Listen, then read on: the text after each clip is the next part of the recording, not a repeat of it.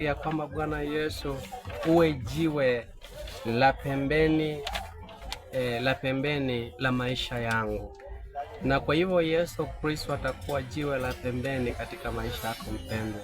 Ondoa mchanga. Ni msingi kani wa mchanga umejenga juu yake? Je, ni deni? Wewe unadaiwa, umeishi katika msingi wa madeni? Ama ni wivu, unapoona mtu anaendelea hautaki? Ama ni ukitishwa na taarifa mbaya?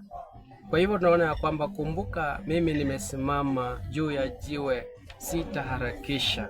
Ninatamani pia na wewe msikilizaji na mtazamaji wangu ukaweze kuwa imara, usiharakisha katika maisha yako.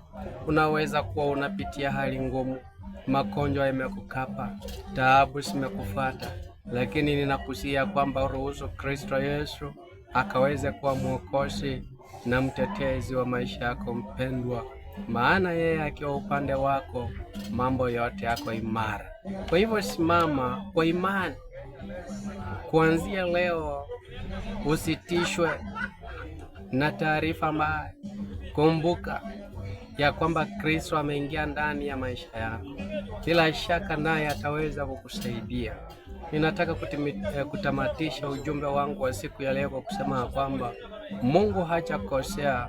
Weka msingi, wewe ndiye unaamua kujenga juu yake au juu ya mchanga.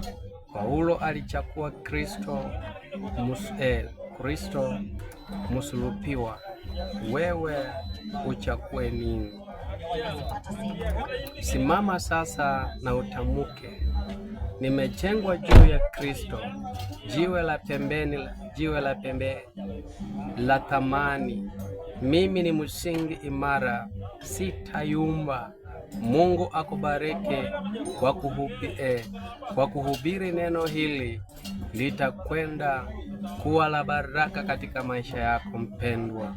Kwa hivyo nasema kwamba Mungu akaweza kukutenda mema, akaweza kutenda makuu na makubwa unapoendelea kunifuatilia. Baba Mwenyezi Mungu, nakushukuru, nasema asante ni kwa ajili ya mpendwa anayefuatilia ujumbe huu. Ninakushukuru maana umeweza kuweka msiko ndani yangu, ya kwamba Bwana nikaweze mfalme kuwafunza watoto wako neno lako ambalo ni msingi ulio imara. Bwana, yule ambaye anapitia katika magonjwa, naomba uponyaji, ya kwamba anapotazama video hii, anapofuatilia mahubiri haya, asiwe mgonjwa tena, na yesumbuliwa kwa njia yoyote, na anayetamani milango yake ikafunguliwe. Fungua kwa wema na kwa rehema zako, na machache kwako Bwana wetu Yesu Kristo nimeomba na kuamini. Amen. Thank you Jesus. Nambari yangu ya simu ni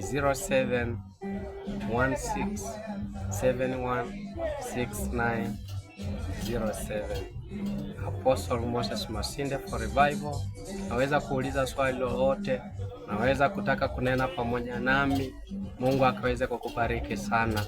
Licha ya kuwa nimesafiri, niko mbali, lakini bado neno la Mungu litaendelea, na ubarikiwe sana katika jina la Yesu Kristo.